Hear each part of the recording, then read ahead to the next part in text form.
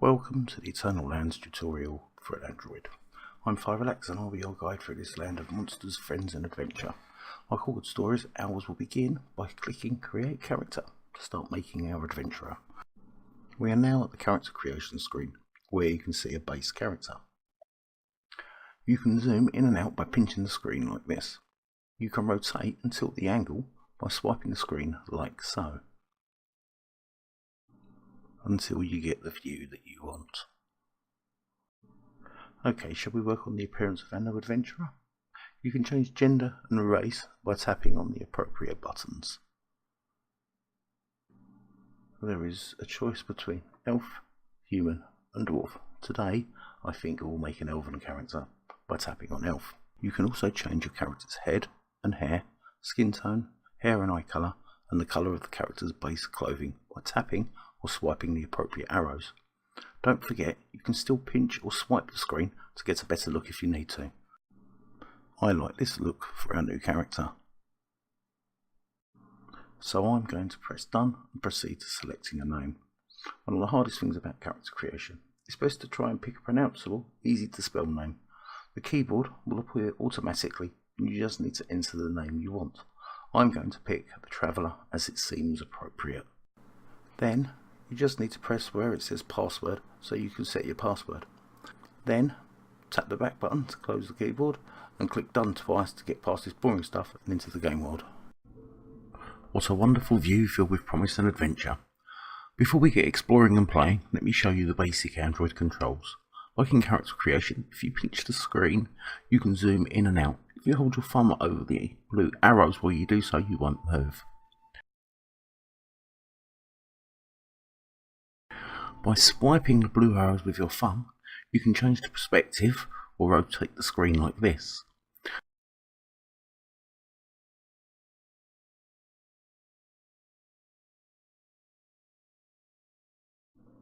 And by holding the back button of your device, you can free rotate with a finger swipe across the screen.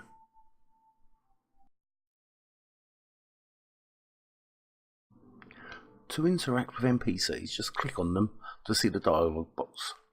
This is the tutorial NPC. He can give you some tutorial quests that are very handy and give some nice rewards, or he can heal you. But we will get back to him later on.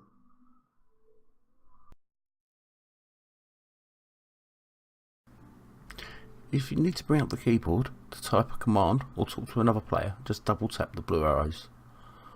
You can talk to other players in the vicinity by just typing and pressing enter like this. And to close the keyboard, just tap back. If you press the monitor button, you'll go into console mode. You can type in here, just swipe the screen to the left to open the keyboard. There is a newbie help channel where any player anywhere in game that's on that channel can help answer any question you have. Just type @ followed by your message. Then swipe right across the screen to close the keyboard. See, someone's replied. And to go back to the game screen, just press the monitor button again. Now to move off the spot and start exploring, you just need to tap on the screen where you want to go, like so. If you hold your thumb over the blue arrows, you can rotate the screen as you walk. Now, to attack that rat that's running around, get close to it and click on it to fight. Remember to feather the controls to rotate the screen if you need to. If you click on the bag, you will see the items that the rat has dropped: meat and bones and a tail. To collect it, just tap the Get All button. Oh, look, a rabbit. To attack that, it's just the same as with the rat. You can also take items individually from a bag by clicking on each item.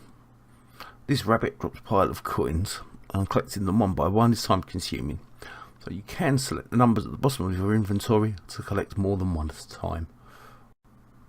If we select the eye icon at the bottom, you can get a description of items in your inventory or from the surrounding area just by tapping on it. And we have a couple of bones here. If we press the walk icon now, so to cancel the eyeball, we can then double click the bone to equip it, to use it as a weapon. like any piece of equipment that you might find. The more you fight, the stronger your character will be, which will allow you to fight bigger and stronger creatures and then monsters. You can sell the bits you get from animals to other players or to NPCs in-game. You can also use them in manufacturing or to summon little animals of your own. If you ever disconnect from the game, just open the keyboard and hit any key. Oh, look, a tavern. Shall we go in there and have a look around? To enter, just select the door and you'll go in automatically. In taverns, you can buy food, drink, and sell some animal bits and the like. Food's quite important. If you have a look at the yellow bar at the bottom, you can see ours is half full. So with those coins we got from the rabbits, we're going to buy ourselves some bread and some cooked meat. If you open up your inventory screen, you can see where the items we've just brought are. If you select the use icon, pointy finger, and click on an item in your inventory, you'll use it. In this case, eat it. As you saw, our food bar started to increase. Next to the food bar, you've got your mana, which is a blue bar, which is how many spells you can cast, and your red bar, which is your health, how much health you've got left. And while you're on positive food, you will regenerate health and mana, and you'll do most things a little bit better. Now, if you want to get somewhere quicker, just tap the map icon at the bottom and click on the map where you want to go. Press map again to close it and you'll see that we've started walking towards that location. Now, while we're walking over there, shall we have a look at some of the other buttons? The tools icon opens up your options screen. In there you can change a lot of in-game things, add things to the HUD, change graphics and the like. As a note, you want to keep your perspective above 40 if you notice that monsters and player names disappear.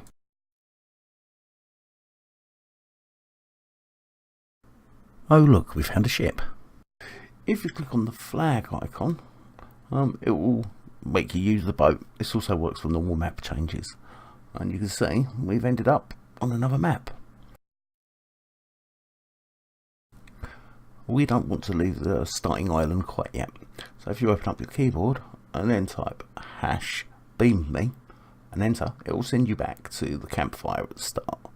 You can use this to get yourself out of all sorts of trouble, and it's really handy in case you get lost. We'll just click on the map icon again and get ourselves walking somewhere else. That #beam command can be found in the help files, which is the question mark. There's a lot of things in here that are quite handy. Tutorials about fighting, encyclopedia which lists every item and thing in game, the rules and things like that. It's quite a handy little tool to reference yourself with. And don't forget, you can use channel 1 at any time to ask any questions. The Eternal Lands community is very helpful. There is also a very active forum that you can access that has a lot of information and help on it as well, and you can contact the developers to get technical help and even make suggestions of your own. One of the other buttons down here is the emote icon. If you press on that and then double click on one of the emotes, that's what your character will do, like the cheer. There is no correct or wrong way to play Eternal Lands. One day you might want to be a harvester, another day go fighting, and another just explore. Or you might want to concentrate on one set of skills. I like to think that it's your game, and you can enjoy it how you want to. Aha, there's some flowers here. If we click on them, we'll start to harvest them. As you can see at the top it tells you, oh, we've just gained a couple of levels.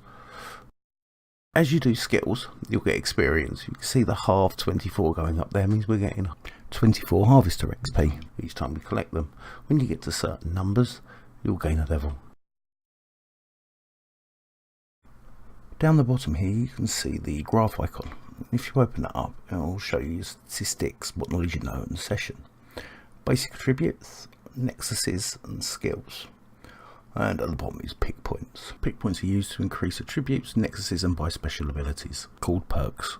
The higher your physique, for example, is the harder you'll hit things. The higher your harvest skill is, the better you'll harvest things, or be able to harvest higher level things better. You can learn more about all of this in the encyclopedia, or by asking on channel 1. As we can see, the brown bar at the bottom is half full now, which means we need to store some stuff. Newbie storage is the bank for new players. If you click on him, it will open up a dialog box. Click on the items and it will go straight into your storage. If you've got a lot of items, like these flowers, change the numbers at the bottom and then you'll be able to store more at once. If you hit the back button, it will close all external dialog boxes for you. I think the best strategy is to pick up everything that you find and store it. If you don't want to use it later, someone else will pay gold for it. I think we'll end this session at the tutorial NPC. I will just walk over to him, open it up, ready for when we start next time. To do a full clean exit out of the game, just open up your keyboard and type #exit. Push return and it will close you out. Thank you for watching the Eternal Lands tutorial for Android. Join me again next time for a walkthrough of the tutorial quests. Now remember, the best way to explore our little world is by downloading the game at eternallands.com or by doing an internet search for Eternal Lands. I hope to see you all in game soon.